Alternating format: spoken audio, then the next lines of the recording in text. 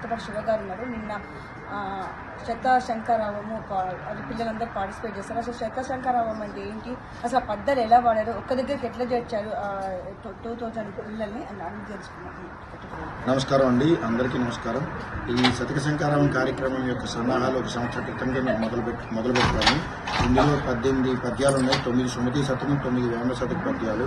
ఇవి జీవిత పాఠాల కింద భావితరాలకు అందించాలన్న ముఖ్య ఉద్దేశంతో ఇలాంటి కార్యక్రమాన్ని ఆనంద్ కూచిభట్ల గారు సంకల్పించారు.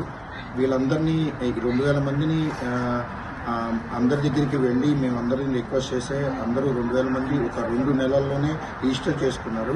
అలాగే ఇందులో ఇంకో ముఖ్యమైన విషయం ఏంటంటే 42 మంది శ్రీలంకన్స్ వచ్చి వాళ్ళు నేర్చుకుని అలాగే నేను పార్టిసిపేట్ చేశారు.